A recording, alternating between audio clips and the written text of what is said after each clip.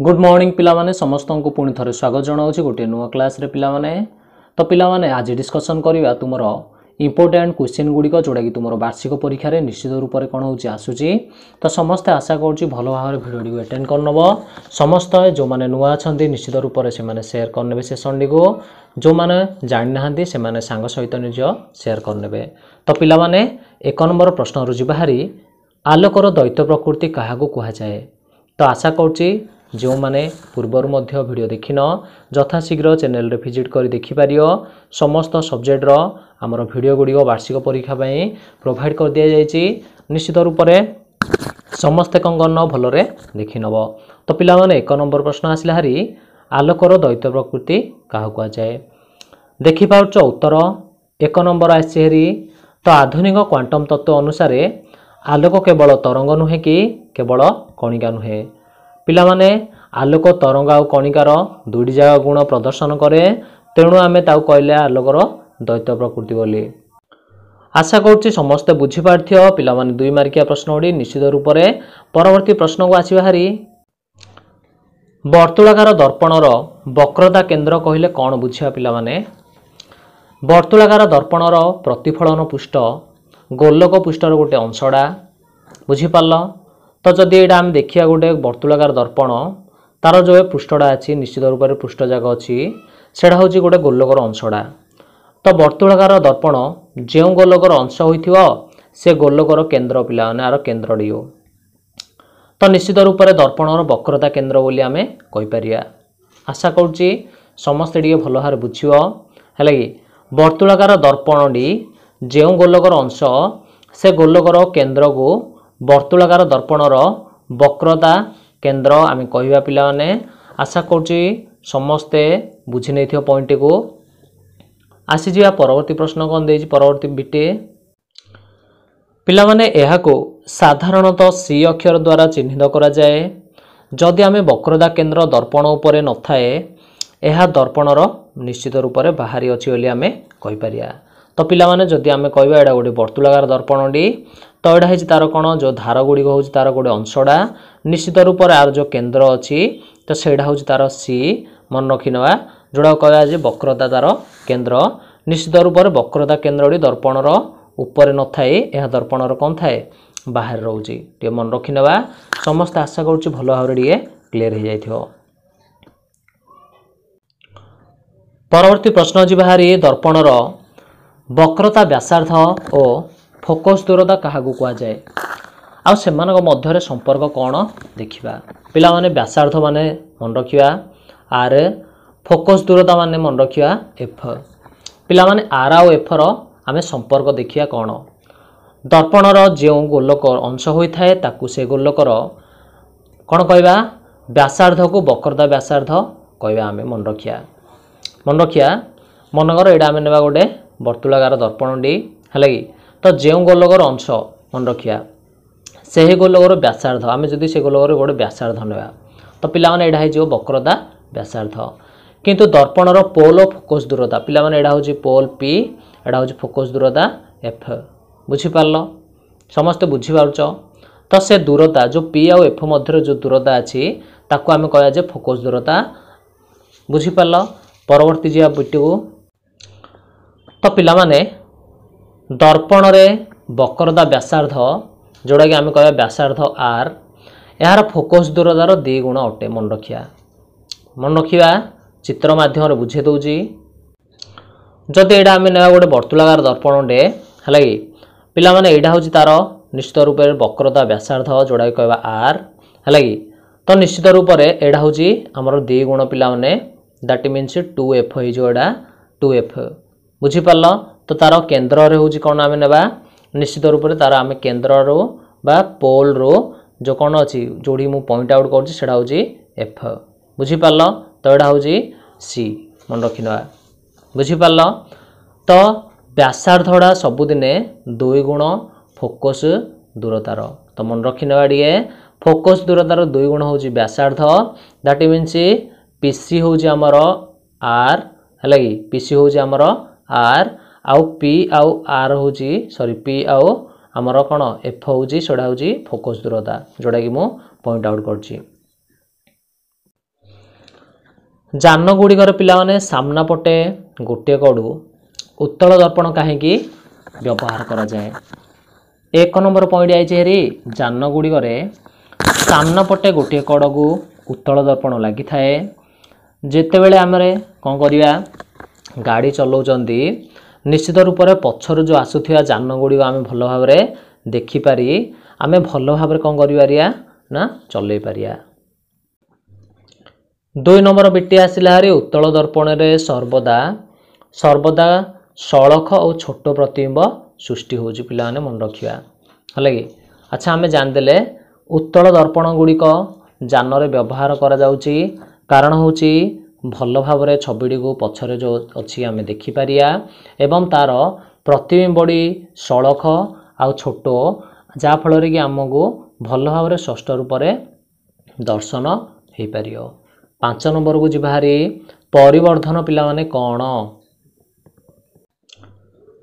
ପରିବର୍ଦ୍ଧନ କହିଲେ ବର୍ତ୍ତୁଳାକାର ଦର୍ପଣର ବସ୍ତୁର ପ୍ରତିବିମ୍ବ ସୃଷ୍ଟି ହେଲା ବେଳେ ବସ୍ତୁର ଆକାର ତୁଳନାରେ ପ୍ରତିବିମ୍ବଟି କେତେ ପରିମାଣର ବଢ଼ିଛି ତାହାକୁ ଆମେ ବର୍ତ୍ତୁଳାକାର ଦର୍ପଣର ଦ୍ୱାରା ସୃଷ୍ଟି ହୋଇଥିବା ପରିବର୍ଦ୍ଧନ କହିପାରିବା। ଦାଟ୍ ମିନ୍ସ ଆମେ ଯେଉଁ ପ୍ରଥମେ ଛବି ନେଇଥିଲେ ବା ବସ୍ତୁଟି ନେଇଥିଲେ ସେ ବସ୍ତୁର ତୁଳନାରେ ତାର ପ୍ରତିବିମ୍ବର ଆକାରଟା କେତେ ବଡ଼ ହେଇଛି। ବୁଝିପାରିଲ ସମସ୍ତେ? ତ ତାକୁ ଆମେ କହିଲେ ପରିବର୍ଦ୍ଧନ। ଦାଟ୍ ମିନ୍ସ ପରିବର୍ଦ୍ଧନକୁ ଆମେ ସ୍ମଲ୍ m ଅକ୍ଷର ଦ୍ୱାରା ସୂଚିତ କରୁଛନ୍ତି। ଏହାକୁ ପ୍ରତିବିମ୍ବର ଉଚ୍ଚତା ଆଉ ବସ୍ତୁର ଉଚ୍ଚତାର ଅନୁପାତ ରୂପରେ ପ୍ରକାଶ କରାଯାଏ। ପିଲାମାନେ ପ୍ରତିବିମ୍ବର ଉଚ୍ଚତାକୁ ନେବା m ଡ୍ୟାସ୍ ବସ୍ତୁର ଉଚ୍ଚତାକୁ ନେବା h ଡ୍ୟାସ୍ ଆଉ ନେବା h। That means m equal to h dash Bai h। ପରବର୍ତ୍ତୀ ଆସିଲା ହାରି ଯେ ଆଲୋକର ପ୍ରତିସରଣର ଦୁଇଟି ନିୟମ କ'ଣ? ତ ଆଲୋକର ପ୍ରତିସରଣର ଦୁଇଟି ନିୟମ ହେଲା ପିଲାମାନେ ଆପତିତ ରଶ୍ମି ପ୍ରତିଶତ ରଶ୍ମି ଓ ଆପତନ ଠାରେ ବା ବିନ୍ଦୁଠାରେ ଯେଉଁ ଦୁଇଟି ସ୍ୱଚ୍ଛ ମାଧ୍ୟମର ବ୍ୟବଧାନର ପୃଷ୍ଠ ଗୋଟିଏ ଅଭିଲମ୍ବ ଗୋଟିଏ ସମତଳରେ ରହିବେ। ଦୁଇଟି ନିୟମ ମାଧ୍ୟମରେ ବା ନିର୍ଦ୍ଦିଷ୍ଟ ମାଧ୍ୟମ ଯଦି ଆମେ କହିବା ଆଲୋକର ବର୍ଣ୍ଣ ଆପତନର ସାଇନ୍ ଓ ପ୍ରତିଫଳନର ସାଇନ୍ର ଅନୁପାତ ଏକ ସ୍ଥିରାଙ୍କ। ତ ପିଲାମାନେ ପ୍ରତିଫଳନର ଦୁଇଟା ନିୟମ ମନେ ରଖିବ। ଏଇଟା 2 ମାର୍କିଆ କ୍ୱେଶ୍ଚିନ୍ ପଡ଼ୁଛି ହେଲା କି। ସମସ୍ତେ ଭଲ ଭାବରେ ପଏଣ୍ଟ ଗୁଡ଼ିକୁ ଲେଖି ନେବ ଯେଉଁଟାକି ଇମ୍ପୋର୍ଟାଣ୍ଟ କ୍ୱେଶ୍ଚିନ୍ ଗୁଡ଼ିକ ସିଲେକ୍ଟିଭ୍ କ୍ୱେଶ୍ଚିନ୍ ଗୁଡ଼ିକ ତୁମମାନଙ୍କର ବାର୍ଷିକ ପରୀକ୍ଷାରେ ହେଲା କି ଯେଉଁଟାକି ଆସିବ ନିଶ୍ଚିତ ରୂପରେ ଆମେ ନେଇ ଆସିଛୁ। ଆସିଯିବା ପରବର୍ତ୍ତୀ ପ୍ରଶ୍ନ।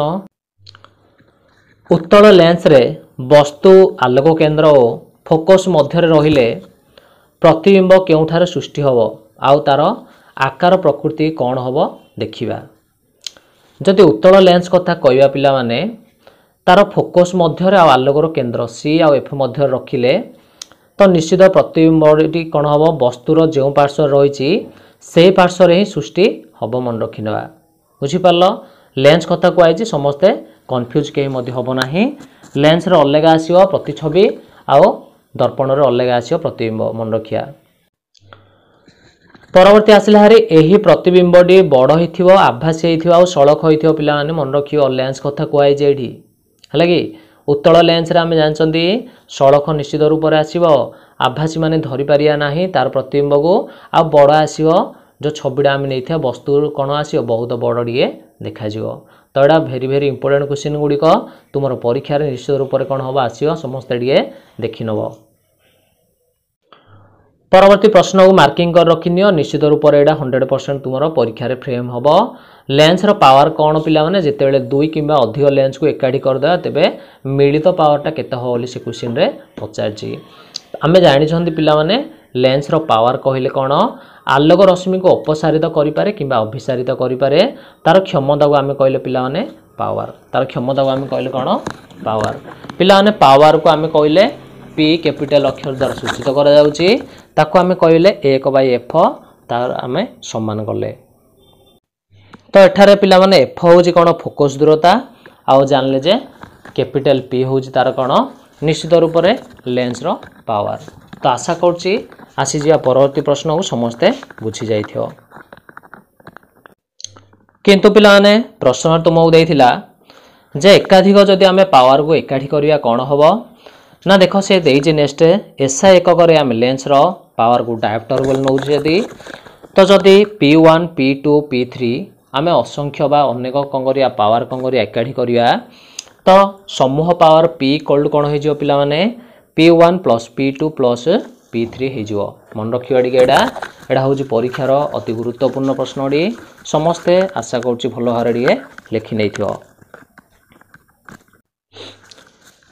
दुईटी लेंस रो पावर दे देछि पिला माने 3.5 डायोप्टर और 2.5 डायोप्टर पिला माने क्वेश्चन पचारछि लेंस को जदि आमे परस्पर लगाई रखिले तार पावर और फोकस दूरतार दैर्घ्यटा केते हो देखो क्वेश्चन बहुत गुरुत्वपूर्ण लेंस रो पावर समूह आमे जानचंदी P = समूह पावर सब जा मिसै देलो एठी पिला माने दे देछि हमर जहा आमे डाटा देइछन निश्चित आमे मिसै की लिखि देले तो 5 रु आमे फेड देले कोन 2.5 तो पिला माने तार समान आइला हरि कोन एक डायोप्टर समूह पावरटा तो पिला माने निश्चित रूप रे एठी आमे देखिबा कोन ना F = आमे सूत्र जानचंदी 1/P हबो पके दबा समस्तर मूल्य दे देछि तो पके देले उत्तर आइ हरि 1 मीटर निश्चित रूप रे फोकस दूरता आइला हरि 1 मीटर जदि कहिबा एठारे मिश्रित लेंस उत्तल लेंस परि काम करियो काहे कि जेहेतु एडा हो जे हमर कोंडा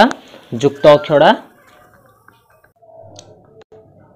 आसिला परवर्ती प्रश्न एक समतल दर्पण रे जदि परिवर्धन पिला माने m = +1 अटे तार अर्थडा हमें कोन बुझिबा तो पिला माने देछि कोन परिवर्धन m = +1 र अर्थ होला प्रतिबिंबर उच्चता वस्तुर उच्चता सहित समान हो मन रखिनेबा भेरी भेरी इंपोर्टेंट प्रश्न गुडी को समस्त नोट करनब जो माने निश्चित रूप से जानना दी शेयर करनब सेमान सहित मध्य युक्त चिन्हटरू आमे जानि पाडिया पिला माने जेते बेले परिवर्धन रो युक्त चिन्ह आसीबो हरि समस्त टिके ध्यान देबा एठी युक्त चिन्ह आसिले प्रतिबिंबडी आसीबो सळख तापर आसीबो आभासी मन रखिनेबा सळख आसीबो आ कोन आसीबो आभासी